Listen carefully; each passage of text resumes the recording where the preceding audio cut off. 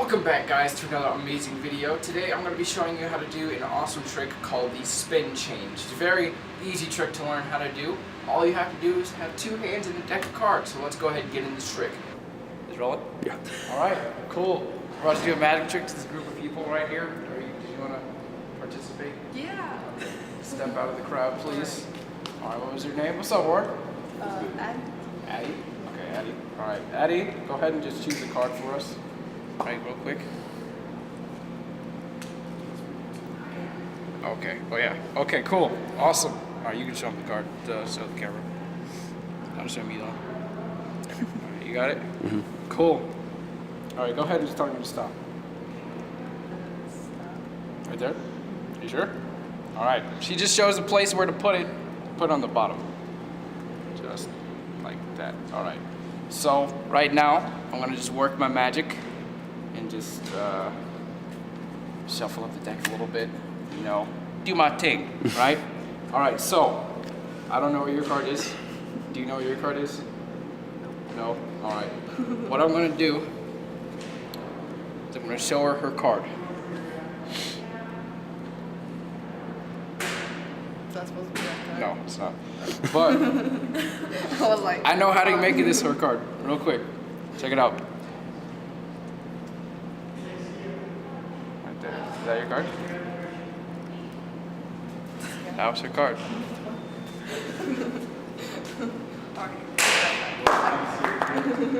Alright, first things first, you're going to want to learn how to do a double lift. A double lift is simply taking two cards and presenting it as one card, and later presenting that card that you hid behind the card that you presented, and presenting that card. So, I guess it looks something like this.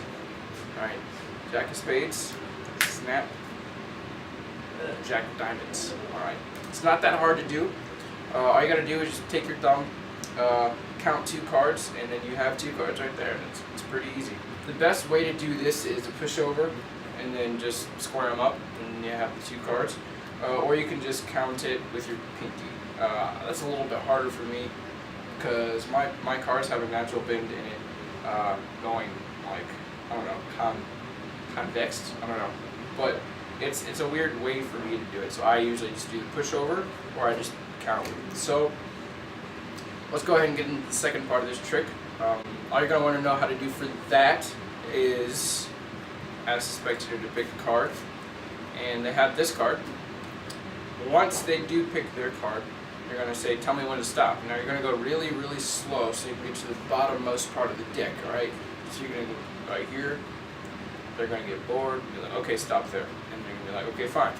Then you're going to ask them to put the card on the bottom of the deck. Now here's where it gets confusing, so I'm going to scoot you in a little bit closer. What you're going to want to do from here, from when you have the 10 of hearts there, selected card, and then you have the bottom packet. You don't really actually have to look at this card, but I'm just showing it for reference that it actually works. But what you're going to want to do next is you're going to want to do a 3-packet cut, or like half of a 3-packet cut. This one is going to be somewhat of a false shuffle, but not really. You're just going to know where the 10 of hearts is at all times.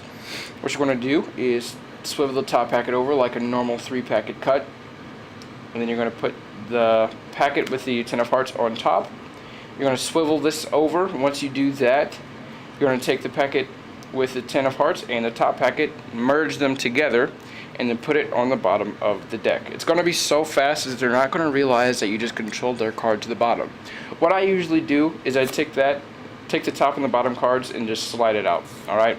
And if I want it on the top card, if I want it to be the top card, I just slide it again to the bottom, and then we have the 10 of hearts on the top. But I want to keep that card on the top so we can do our false cut, or our gag, what I like to call it. But pretty much you're going to flip over the top card and be like, okay, this was your card. They're going to be, no, that wasn't my card at all. And then you're going to do a double lift. You're going to take both of the cards, and then you're going to have a bend in the card just like this. You're going to go overhand, and then you're going to just start waving your hand. And then, boom, there it is. I will say that to practice this trick, you're going to have to do it on a lot of people, because one thing that you're going to find out that don't really like is being nervous in front of people and having your hands shake and sweat while you're trying to perform a trick. And it's just really bad for the deck, and it's really bad for just presentation. So make sure you're performing this trick in front of your friends, in front of your family, and don't go into like America's Got Talent before you like perform this first time. So make sure that you know what you're doing, and you practice the trick a couple times in the mirror, or you just practice the double lift. I know I need help on my double lift.